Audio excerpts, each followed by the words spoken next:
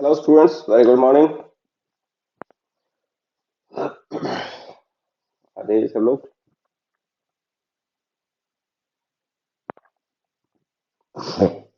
जल्दी जल्दी भाग भाग के सब लोग आ जाएं।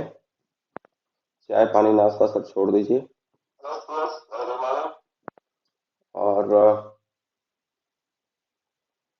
चलिए, क्योंकि आज हमारा जो चैप्टर होने वाला है वो बहुत ही इम्पोर्टेंट चैप्टर होने वाला है। बहुत ही इम्पोर्टेंट है इस पॉइंट ऑफ व्यू से कि बेसिकली ईयरली एग्जाम में भी आता है। कॉम्पिटिटिव एग्जाम में भी इसमें अच्छा खासा मसाला हमें कॉम्पिटिटिव एग्जाम के लिए भी मिलता है। और इन सबसे बड़ी चीज है कि एज ए मेडिको आपको कुछ बेसिक चीजें हैं जिनका आपको नॉलेज होना ही चाहिए। इसलिए नहीं कि वो एग्जाम में आती हैं, इसलिए कि वो आपकी फील्ड है। और ये एक्चुअली जो हमारा मेडिकल फील्ड है इसका लीगल एस्पेक्ट भी होता है, और इसका एक तरीके का जनरल नॉलेज का एस्पेक्ट भी होता है। तो ये क्लास बहुत ही इंपॉर्टेंट होने वाली है। तो हमारा जो टॉपिक है इस क्लास में, मेरी आवाज थोड़ी सी, क्योंकि मेरी तबीयत थोड़ी सी खराब है, कल से काफी बेटर है, लेकिन आ, जो आज की हमारा जो टॉपिक है वो टॉपिक है नंबर 1, जिसमें आ, आता है डेथ, एंड दूसरा आता है इसके जो मेडिको लीगल एस्पेक्ट है डेथ का, वो मेडिको लीगल एस्पेक्ट क्या है इसके बारे में जानकारी लेने का। तो बहुत इंपॉर्टेंट टॉपिक है। सबसे पहली चीज और सबसे इंपॉर्टेंट चीज हमें समझने की ये है कि जो डेथ का जब हम स्टडी करते हैं मेडिकल साइंस में, death with its all aspects, death को जब हम इसके सारे एस्पेक्ट से स्टडी करते हैं तो उसको बेसिकली हम कहते क्या है। तो उसका जो बेसिक जो टर्म होता है वो होता है थैनेटोलॉजी। थैनेटोलॉजी जिसमें हम डेथ को और डेथ के सारे एस्पेक्ट्स को हम स्टडी करने की कोशिश करते हैं। तो पहले तो ये टर्म हमें याद होनी चाहिए, क्योंकि जो कॉम्पिटिटिव एग्जाम है उसमें हालांकि अगध का बहुत बड़ा पोर्शन नहीं पूछा जाता है, लेकिन बहुत इंपॉर्टेंट है। और कभी भी आपके एग्जाम का पैटर्न चेंज हो सकता है, इस चीज के लिए आपको प्रिपेयर रहना है। इसलिए इस टॉपिक को आपको हवा में नहीं उड़ा देना है। चलिए, अब जब हम बात करते हैं डेथ की, तो एक्चुअली में डेथ होती क्या है, किसे कहते हैं, और हमारा जो संविधान है उस संविधान में डेथ किसे बताया गया है और कहां बताया गया है, ये एक नेक्स्ट इंपॉर्टेंट टॉपिक आता है जो आपके लिए जानना बहुत ही जरूरी है। हमारे कॉन्स्टिट्यूशन में भी डेथ का डेफिनेशन दिया है। कॉन्स्टिट्यूशन में डेथ के बारे में बताया गया है, और जो बताया गया है वो कहां बताया है, एक्चुअल में आईपीसी की धारा है 46, वहां पर डेथ के बारे में बताया गया है कि हम डेथ किसे कहेंगे। IPC, Indian penal code, article 46, वो क्या कहते हैं, वो कहते हैं कि permanent disappearance of all evidences of life. उन्होंने क्या कहा है, यह डेथ को क्या कहा है, permanent permanent disappearance permanent disappearance का मतलब क्या हुआ कि वो ऐसे डिसअपियरेंस है जो वापिस नहीं आ सकते, और इसलिए उनको permanent disappearance of all evidence of life, of all evidence of life, यानी कोई भी चीज, जितने भी जितने भी लाइफ के एविडेंसेस हैं, उन लाइफ के evidences, all evidences of life, life at A time, यानी किसी भी पर्टिकुलर समय, जिस समय पर लाइफ के सारे एविडेंस परमानेंटली डिसअपियर हो जाएं, उनका दोबारा लौटने की कोई चांस नहीं रहे, उसको हम डेथ बोलते हैं। तो ये जो डेफिनेशन है, ये डेथ की किसके अकॉर्डिंग है, ये जो डेफिनेशन है ये एक्चुअली इंडियन कॉन्स्टिट्यूशन की डेफिनेशन है। और इंडियन कॉन्स्टिट्यूशन में कहां है ये भी मैंने बताया आपको, इन इंडियन पिनल कोड 46 में डेफिनेशन दी हुई। डेफिनेशन और भी बहुत सारी हैं, हमें सारी डेफिनेशन तो नहीं जाना है, हमारे लिए दो डेफिनेशन इंपॉर्टेंट है। नंबर वन, हमारा कॉन्स्टिट्यूशन डेथ के बारे में क्या कहता है, और नंबर टू, हम क्लिनिकली डेथ को क्या कहते हैं। नंबर टू इंपॉर्टेंट क्या है कि क्लिनिकली जब हम बात करें डेथ की तो क्या बोलेंगे, तो हम कहेंगे कि इरिवर्सिबल। क्लिनिकली हम इसको क्या बोलेंगे,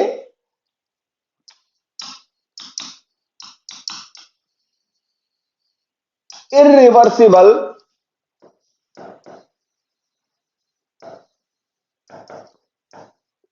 सीजेशन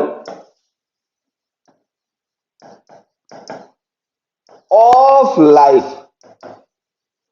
यानी लाइफ सीज हो गई है, लाइफ सीज हो गई है, और वहां पे सीज हो गई है जहां से इसको रिवर्स करना पॉसिबल नहीं है, ये इरिवर्सिबल है। तो ऐसी जब कंडीशन आ जाती है तो उसको हम डेथ बोलते हैं, अगर हमारे क्लिनिकल पॉइंट ऑफ व्यू से अगर हम डेथ के बारे में बात करें तो बेसिक डेफिनेशन हमारी होगी। अब आते हैं हम मूल टॉपिक पे, क्योंकि डेथ के लिए हमें ये चीजें इंपॉर्टेंट हैं कि हमें ये चीजें समझनी है कि एक्चुअल में डेथ कहा किसको जाता है। ओके, अब आती है अगली चीज, और अगली चीज इंपॉर्टेंट है कि मैंने आपको ये बताया कि लाइफ डेथ क्या है, और डेथ हमने कहा all it's aspects, her aspect में। तो ये डेथ का एस्पेक्ट्स क्या है, किन एस्पेक्ट्स की हम बात कर रहे हैं। तो इनिशियली किस कंडीशन में कौन सी ऐसी चीज है, अगर मैं क्लिनिकली बात करूं तो, कि जहां पे पेशेंट एक डॉक्टर एक पेशेंट को चेक करता है, और चेक करके कौन सी ऐसी चीज है जिनको देख करके वो ये कहेगा कि ये डेड है, ये अलाइव। तो अलाइव को हम छोड़ देते हैं, डेड नहीं है तो अलाइव है, हम बात करेंगे डेथ। कौन से एस्पेक्ट्स हैं जिन चीजों को देख करके डेथ डिक्लेयर की जाती है। डिक्लेयर करने से पहले वो बेसिक चीजें हैं, वो बेसिक एस्पेक्ट्स हैं जो देखने जरूरी हैं। नंबर वन, क्या चीजें, ये डेथ के सारे एस्पेक्ट्स हैं, डेथ के एस्पेक्ट्स। पहले हम डेथ के एस्पेक्ट्स की बात कर दें, एस्पेक्ट्स ऑफ डेथ, फिर हम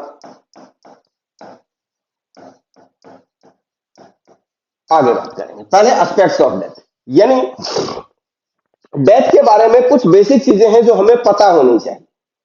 क्या चीजें, number one, that is mode of death, यानी कि ये जो डेथ हुई है, इस डेथ का मोड क्या था। Number one, mode of death, number one is mode of death. Number two, mode of death और manner of death. Number two हमारा क्या आएगा, जिसमें हमें यह पता होना चाहिए कि डेथ का मैनर क्या था। Mode of death, manner of death, manner of death. And number three, वो भी इतना ही इंपॉर्टेंट है, cause of death, cause of death. जब हम बात करते हैं कि डेथ और इसके हर एस्पेक्ट की, हमारे मेडिको लीगल एस्पेक्ट की हमें जानकारी होनी चाहिए, तो एक्चुअली हम लोग कहना क्या चाह रहे हैं, हम ये कहना चाह रहे हैं उस डेथ के मोड के बारे में हमें पता होना चाहिए, मोड ऑफ डेथ क्या था। हमें उसके मैनर के बारे में पता होना चाहिए कि मैनर ऑफ डेथ क्या था, और हमें उस डेथ के कॉज के बारे में पता होना चाहिए कि कॉज ऑफ डेथ क्या था। अगर हमें ये तीनों चीजें पता हैं, अगर हमें ये तीनों चीजें पता हैं, तो हम ये कह सकते हैं कि इसके जो सारे जो मेडिको लीगल एस्पेक्ट्स हैं, वो सारे एस्पेक्ट हमारे क्लियर हैं। ठीक है, तो एक डेथ के इतने एस्पेक्ट्स हैं, मोड, मैनर एंड कॉज।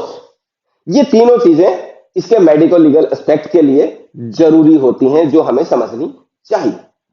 हम एक एक करके बात करेंगे कि मोड ऑफ डेथ क्या है, मैनर ऑफ डेथ क्या है, और कॉज ऑफ डेथ क्या है। सबसे पहले हम बात करें मोड ऑफ डेथ की। सबसे पहला हमारा जो टॉपिक हम लेते हैं वो है मोड ऑफ डेथ, यानी मोड ऑफ डेथ किसे कहते हैं और क्या है मोड।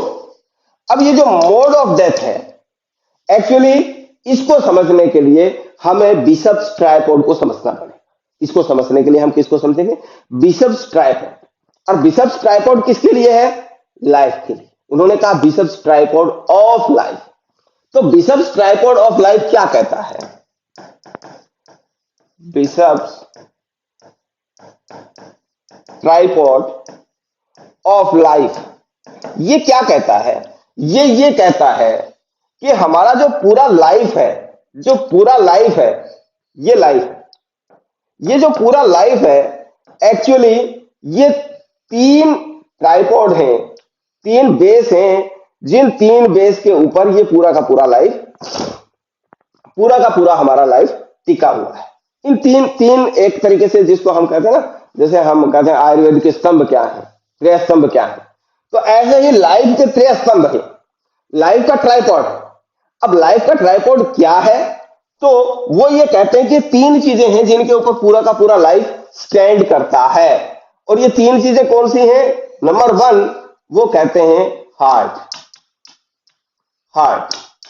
नंबर 2 वो कहते हैं लंग्स, नंबर 2 क्या हो गया? लंग्स। और नंबर 3 ब्रेन। अगर इन 3 में से हार्ट, लंग और ब्रेन, ये 3 ट्राइपॉड ऑफ लाइफ है, अगर इन 3 में से कोई भी एक चीज अपना फंक्शनिंग बंद कर दे, कोई भी एक सिस्टम अपना फंक्शनिंग बंद कर दे, तो बंद करने से तुरंत उसका जो लाइफ का ट्राइपॉड है वो खत्म हो जाएगा, उसका लाइफ का एंड हो जाएगा, यानी कि डेथ अकर हो जाती है। बेसिक 3 में से, अब यहां 3 से हम क्या तात्पर्य लेंगे? 3 से हमारा तात्पर्य ये है, पहला हार्ट, हार्ट फंक्शनिंग अगर बंद हो जाती है तो हम क्या कहेंगे? उसका जो कार्डियोवैस्कुलर सिस्टम है, उस कार्डियोवैस्कुलर सिस्टम ने काम करना बंद कर दिया। अगर हम बात करें लंग्स की, तो लंग्स के लिए हम कहेंगे उसका जो रेस्पिरेटरी सिस्टम है, उस रेस्पिरेटरी सिस्टम ने काम करना बंद कर दिया। तो बाकी सारे सिस्टम काम कर रहे हैं, रेस्पिरेटरी काम नहीं कर रहा तो डेथ हो जाएगी। बाकी सिस्टम काम कर रहे हैं, कार्डियोवैस्कुलर सिस्टम काम नहीं कर रहा तो डेथ हो जाएगी। और बाकी सिस्टम काम कर रहे हैं लेकिन नर्वस सिस्टम काम नहीं कर रहा, ब्रेन काम नहीं कर रहा, तो भी डेथ की सिचुएशन आ जाती है। यानी कि तीनों जो हैं ये basically tripod of bishops tripod of life हैं, जिनके एक के साथ भी इश्यू हुआ तो डेथ हो जाएगी। अब अगर ये इश्यू होता है हार्ट के साथ, अगर ये इश्यू होता है हार्ट के साथ, देखिए हम बात कर रहे हैं मोड ऑफ डेथ की, अगर ये इश्यू होता है हार्ट के साथ और हार्ट की एक्टिविटी के फेल्योर होने से अगर डेथ होती है, तो उसे हम क्या टर्म देते हैं? उसे हम कहते हैं सिंकोप।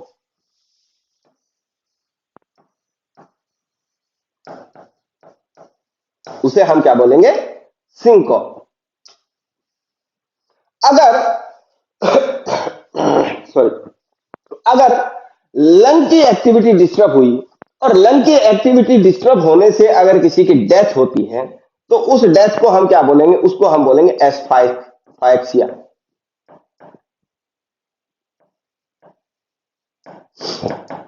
उसे हम क्या बोलेंगे? एस्फाइक्सिया। और अगर ब्रेन डेड होने की वजह से, ब्रेन की एक्टिविटी डिस्टर्ब होने से अगर किसी की डेथ होती है, तो फिर उसको हम बोलते हैं, उसको हम क्या बोलेंगे? कोमा। उसको हम क्या बोलेंगे? कोमा। यानी मोड ऑफ डेथ जो है वो 3 हो सकते हैं। मोड ऑफ डेथ 3 हो सकते हैं।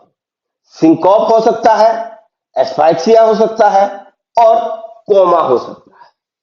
यानी जब हम कोई रिपोर्ट को देखेंगे, अगर डेथ सर्टिफिकेट को देखें या कोई लीगल डॉक्यूमेंट को देखें डेथ के रिगार्डिंग, तो उसमें मोड ऑफ डेथ में ये तीनों में से एक आएगा, इन तीनों में से एक आएगा। चाहे डेथ किसी भी वजह से हुई हो, चाहे उसके पीछे रीजन कोई सा भी हो, कोई भी कारण हो, लेकिन इन 3 में से एक कारण होगा, इन 3 में से एक कारण होगा, जिसको हम कहेंगे मोड ऑफ डेथ। और इस मोड ऑफ डेथ को एक्चुअली कहा जाता है, मेडिकल लैंग्वेज में कह लीजिए आप, या क्लिनिकल लैंग्वेज में कह लीजिए, इसे कहा जाता है एट्रिया मोर्टिस। इसे क्या बोलेंगे? Atria mortis. Atria mortis. तो जो एट्रिया मोर्टिस है, वो एट्रिया मोर्टिस या तो सिंकोप होगा, या एस्फाइक्सिया होगा, या फिर कोमा होगा। और एट्रिया मोर्टिस कहने का मतलब हम बता रहे हैं मोड ऑफ डेथ। हम क्या बता रहे हैं, मोड ऑफ डेथ। क्लियर हो गई ये चीज यहां तक कि मोड ऑफ डेथ तीन हो सकते हैं, सिंकोप हो सकता है, एस्फाइक्सिया हो सकता है और कोमा हो सकता है, और इनको हम कहते हैं एट्रिया मोर्टिस। तो एट्रिया मोर्टिस आगे अगर लिखा हो कोमा, इसका मतलब आप ये समझें कि इसका जो मोड ऑफ डेथ था वो ये था कि इसके ब्रेन ने फंक्शनिंग या इसके ब्रेन ने काम करना बंद कर दिया था। ये तो हमारी हो गई मोड ऑफ डेथ की बात। मैं बहुत शॉर्ट में आपको समझा रहा हूं और इतना समझा रहा हूं कि आप टॉपिक को भी समझ जाएं और इसमें कॉम्पिटिटिव एग्जाम के लिए जो चीजें निकल के आ रही हैं वो भी आप ध्यान करें कि एट्रिया मोर्टिस किसे कहा गया है, बिशप्स ट्राइपॉड एक्चुअल में किसके लिए है, ये सारी चीजें, या बिशप्स ट्राइपॉड का पार्ट कौन सा नहीं है, इस तरीके के क्वेश्चन भी आ जाते हैं, तो इनको आपको ध्यान रखना है। दूसरी चीज जो हमारा दूसरा टॉपिक था, जब हम लाइफ के एस्पेक्ट की बात कर रहे थे, तो पहला हमने कहा था मोड ऑफ डेथ और दूसरा हमने कहा था मैनर ऑफ डेथ। अगर हम बात करें तो मोड ऑफ डेथ हमारे पास तीन आ गए। अब हम दूसरे टॉपिक पे जाते हैं और वो है मैनर ऑफ डेथ। दूसरा क्या है, मैनर ऑफ डेथ। अगर मैनर ऑफ डेथ की बात की जाए तो मैनर ऑफ डेथ दो तरीके के हो सकते हैं। मैनर ऑफ डेथ दो तरीके के हो सकते हैं। अब ये दो तरीके कौन कौन से हो गए? मैनर ऑफ डेथ दो तरीके के हो सकते हैं। कौन कौन से हो गए? नंबर वन कि जो डेथ हुई है वो नेचुरल है या अननेचुरल है। नंबर वन, या तो वो डेथ नेचुरल है, या तो वो क्या है, नेचुरल है, या वो डेथ अननेचुरल है। यानी मोड ऑफ डेथ जो है वो दो हो सकते हैं, सॉरी मैनर ऑफ डेथ दो हो सकते हैं। मोड ऑफ डेथ तीन होंगे, मैनर ऑफ डेथ यानी जो ये सिचुएशन आई है सिंकॉप की या एस्फाइक्सिया की या कोमा की, ये सिचुएशन एक्चुअली आई किसके कारण है? कुछ नेचुरल रीजन की वजह से आई है, सॉरी, या अननेचुरल रीजन की वजह से आई है। तो मोड ऑफ डेथ जो है वो नेचुरल है या अननेचुरल है? अगर नेचुरल है इट्स ओके, अगर अननेचुरल है तो फिर डॉक्टर को स्पेसिफाई करना पड़ता है कि उस अननेचुरल में एक्चुअल रीजन क्या था। अगर अननेचुरल है तो वो अननेचुरल रीजन क्या है, वो अननेचुरल रीजन क्या है? या तो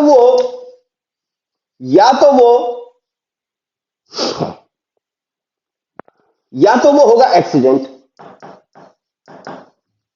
यानी कोई ऐसी दुर्घटना। एक्सीडेंट का मतलब ये नहीं कि बाइक टकरा गई, एक्सीडेंट का मतलब किसी भी प्रकार की कोई दुर्घटना हो जाना। या फिर अगर एक्सीडेंट नहीं है तो फिर क्या होगा? फिर सुसाइड हो सकता है। दूसरा क्या हो सकता है? सॉरी, सुसाइड हो सकता है। या तो एक्सीडेंट होगा या सुसाइड होगा। लेकिन एक थर्ड वे और आता है जिसको हम कहते हैं कि ऐसी कंडीशन है जहां एक्सीडेंट भी नहीं हुआ, जहां जो पर्सन है उसने सुसाइड भी नहीं किया, तो फिर क्या हो सकता है? फिर होमिसाइड हो सकता है। तो थर्ड वे क्या आता है?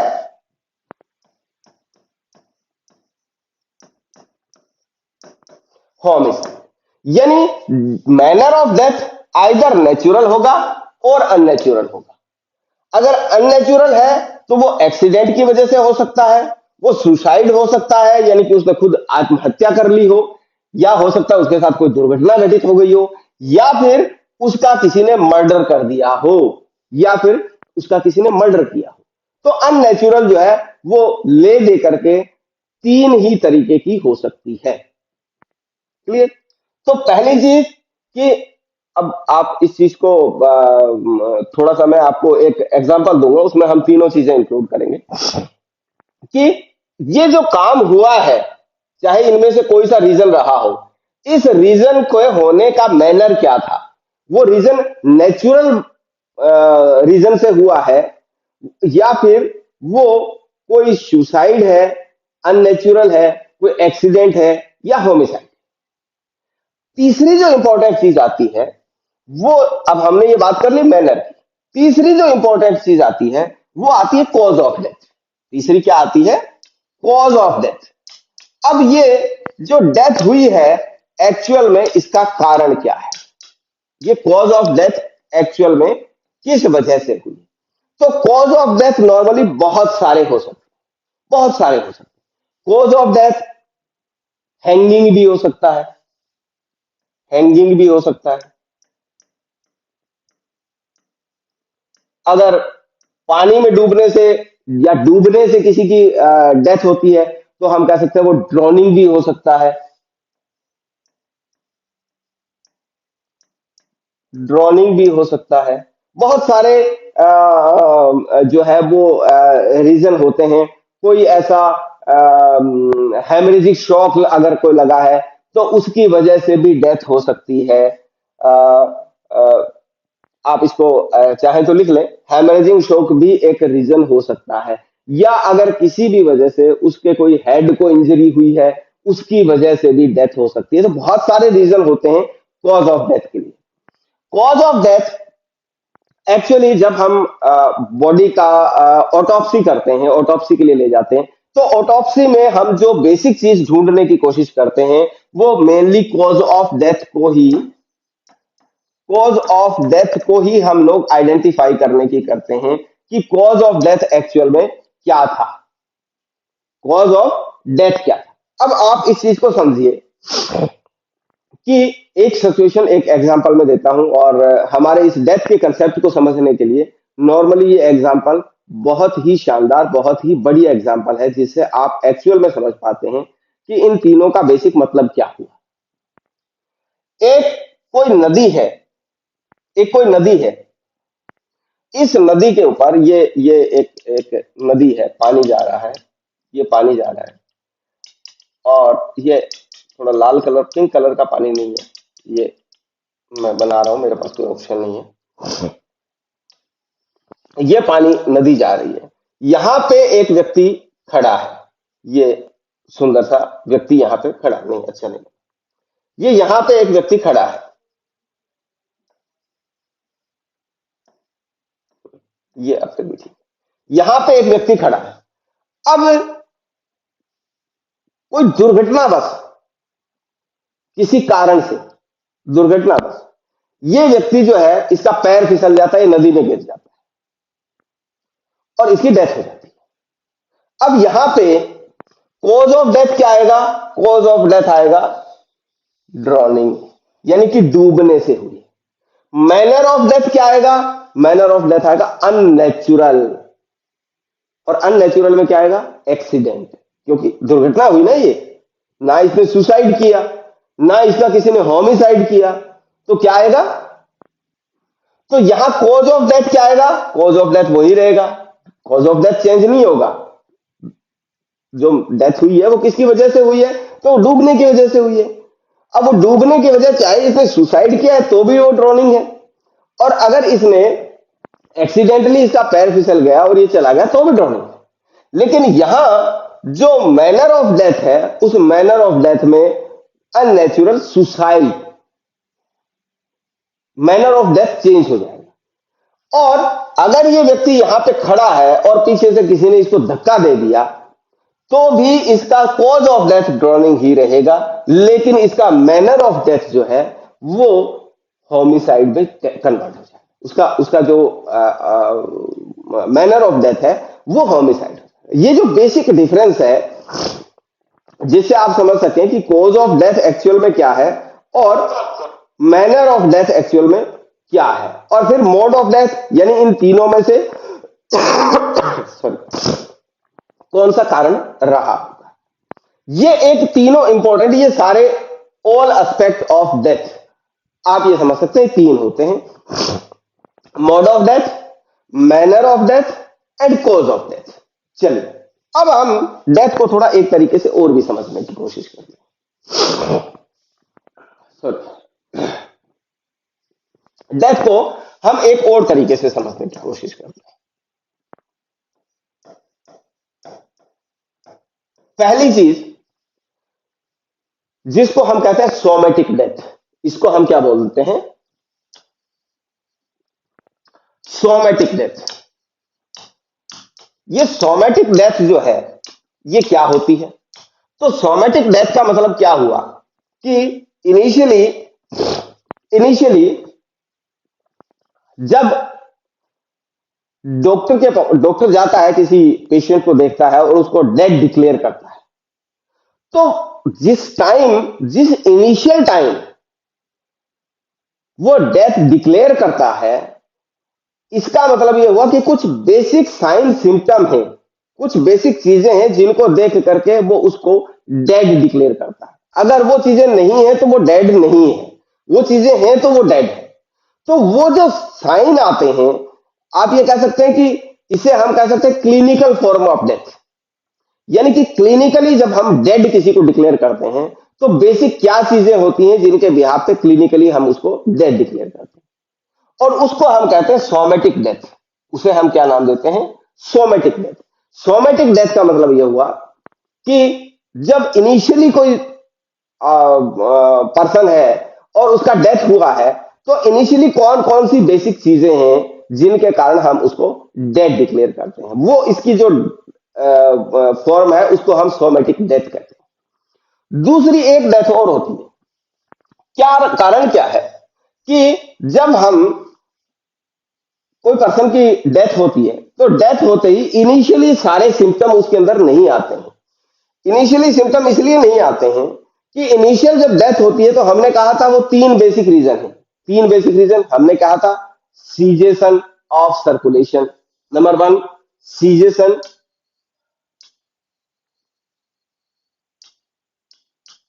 ऑफ सर्कुलेशन, जिसमें हमने कार्डियोवैस्कुलर सिस्टम की बात करी थी, जिसमें हमने हार्ट की बात की थी। दूसरा हमने बात करी थी लंग की। तो लंग में number one, number two, cessation of respiration. यानी लंग की जो एक्टिविटी है, वो एक्टिविटी उसकी नहीं रही, वो एक्टिविटी उसकी खत्म हो गई। और तीसरी जो चीज आती है उसे हम कहते हैं ए रिफ्लेक्सिया। ए रिफ्लेक्सिया, ए रिफ्लेक्सिया मीन्स अब उसके रिफ्लेक्शंस जो हैं वो खत्म हो चुके हैं। तो इनिशियल फेज में डेथ के आपको ये तीन चीजें मिलेंगी। अगर इन तीन में से एक भी नहीं है तो आप उसको डेथ डिक्लेयर नहीं कर सकते हैं। लेकिन बहुत सारे ऐसे सिम्टम भी हैं जो सिम्टम बॉडी में कुछ घंटों के बाद आते हैं, इवन 2 घंटे बाद, 4 घंटे बाद, 10 घंटे बाद, 20 घंटे बाद, 30 घंटे बाद। वो सिम्टम तुरंत जब डेथ होती है तो वो सिम्टम हमें क्लियर नहीं होते हैं। इसका बेसिक रीजन क्या होता है? इसका बेसिक रीजन ये होता है कि एक्चुअल में स्टार्टिंग में इन तीनों सिस्टम ने फंक्शनिंग बंद कर दी, लेकिन बंद करने के बाद भी सेल्यूलर लेवल पे पर्सन अलाइव होता है मोस्टली। कोई जैसे सपोज करिए उसकी किडनी है या उसकी लीवर सेल्स हैं, तो वो तुरंत उसी टाइम उनकी डेथ नहीं होती है, वो थोड़ा सा टाइम लेते हैं कुछ, और उसके बाद उनकी डेथ होती है। तो वो जो फेज है जहां पे उसकी सेल जो है, जो इंडिविजुअल सेल्स हैं, वो सेल्स उसकी डाई होनी स्टार्ट हो, उस डेथ को हम कहते हैं मोलिकुलर डेथ। उसको हम क्या नाम देते हैं? उसको हम बोलते हैं मोलिकुलर डेथ। यानी मोलिकुलर डेथ यानी कि अब इतना टाइम हो चुका है डेथ को कि अब जो उसकी सेल्स हैं, इसको हम सेल्यूलर डेथ भी बोल देते हैं, इसको मोलिकुलर डेथ भी बोल देते हैं। तो अब इतना टाइम हो चुका है कि उसकी जो इंडिविजुअल सेल्स थी, वो इंडिविजुअल सेल्स भी अब उस पेशेंट की डाई होने लग जाती हैं। तो यहां जो हमें चेंजेस मिलते हैं उनको हम कहते हैं इमीडिएट चेंजेस। उनको हम क्या बोल देते हैं? Immediate changes. और जो मॉलिक्यूलर लेवल पे जो डेथ होती है, मॉलिक्यूलर लेवल पे डेथ के बाद जो हमें सिम्टम दिखाई देते हैं, जो हमें सिम्टम मिलते हैं, उनको हम एक्चुअली कहते हैं अर्ली चेंजेस। अर्ली चेंजेस का मतलब the changes which happens during the molecular. और इमीडिएट चेंजेस वो चेंजेस जो सोमेटिक डेथ के टाइम हमें देखने को मिलते हैं। चलिए इस पे हम बात करेंगे, लेकिन इस पे बात करने से पहले हमारे पास कुछ मसाला है जो कॉम्पिटिटिव एग्जाम के लिए बहुत काम का है और इवन आपके जनरल नॉलेज के लिए भी बहुत काम का है।